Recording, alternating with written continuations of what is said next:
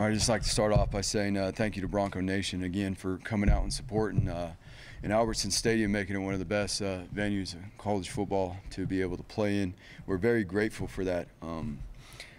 You know, that is something special because of all the hard work that goes in each and every week, the dedication it takes by our staff, by our players and everybody involved. And so we're very grateful for the venue and the energy and what Bronco Nation brings. So appreciate you guys. You guys can start firing away. Coach, when you look at Taylor, where has he grown as a quarterback over the last month the most? Well, we can sit down and talk a whole lot about that because we can all see that he's grown a tremendous amount. Number one, his confidence in his command and how he leads the huddle, how he communicates, how he approaches it. Tonight, he was in his zone tonight. You know, our preparation and getting him ready to get him to that place every single week, that's the goal. And not only for him, but for everybody else. Not only is his confidence in his command within the huddle and his operation in the pre-snap, we're starting to see that stuff get cleaned up, but his rhythm within the wide receivers, his ability to extend the pocket, you know, or extend and get out of the pocket when the pocket breaks down, that's a huge factor. Having him back there, it creates more explosive plays. The wide receivers do a great job within the scramble drill, but then the timing of the drop back progressions. I mean, we saw him hit some throws, you know, off his last step in his drop and keep things on time and you know, put the ball where it needed to be. So we spread it around tonight. I didn't look to see who all. Yeah, there's almost 4 guys that had 5 catches tonight. So that's exciting to see too. You had such a good game throwing the ball. Was this kind of a statement game for Taylor in a way? You know what? Again, it's in this game, it's always about what are they giving you. You can't pound your head into a wall. So whatever the defense is going to give. You know, our coaches did a good job. Coach Cutter did a good job taking what the defense gave and obviously preparing Talon and the offense to, you know, have an understanding of anticipating what is the defense going to work to try to take away, what are the certain things that they're going to do, and then putting the guys in position to be able to do that. You brought up the wide receivers, whether it be Steph, Billy, McAllister, Davis, they all posted season highs in receiving yards today. How much is that group deserving of this? How patient have they had to been and diligent just to get to this point? Yeah, I mean, it's just really exciting to see those guys. And this week was by far their best week of being patient, being committed, bringing that attitude of we're going to get this done, we're going to keep growing, we're going to keep pushing forward to be better. And I'm proud of them. I mean, I know all our coaches are proud of them to be able to do what they did out there tonight. And obviously, we were just talking about it with a few of them in the locker room. Where do we go from here? How do we keep growing? How do we keep bringing that positive energy, that vibe that nothing's going to hold us back? We're going to keep working. Nothing's ever going to be perfect, but anything great takes a whole lot of work and commitment. He did a good job. He did a really good job.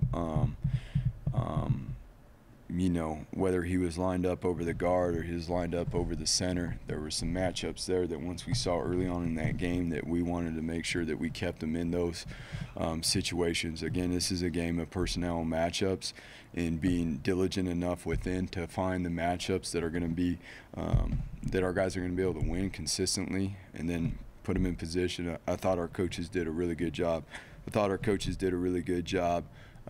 Getting the guys ready that stepped up and played this week. It wasn't until late Monday afternoon that we had realized that George is what we thought was, you know, we didn't know it was as severe as it was with George Tarlis in his hip. And come to find out late Monday afternoon that he did experience a pretty serious hip injury that had to get fixed immediately. So that he can continue to prepare and get himself ready. And so we're very grateful for George. It was something that I'm very proud of our medical team too. I'm very grateful for our medical team putting in a plan into action immediately to be able to get George squared away, to get him fixed. And obviously now we will be there for him with his rehab and getting him back to getting him ready to go for pro day next year. The D-line as a whole, you got a lot of guys out tonight, and have 5 sacks and hold them to 3 rushing yards. Yep.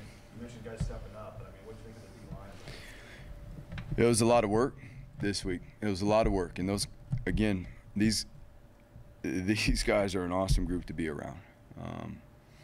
A lot of those guys that stepped in tonight stepped in and played a lot more snaps than they normally get to play. And that's part of football. Obviously, there's only 11 guys that get to go on the field at one time. And the way they prepared, the way they trained, we'll go watch the film, and we already know it. We've already seen some of the things that we can be better at. But I was really excited to see Cortez. Cortez came off the shelf in the bye week. The Air Force week, not really, he got a lot of reps in practice and training, but not really a great position to put a guy in that hadn't played thus far this season, because we love him and want to see him get off to a great start like he did tonight.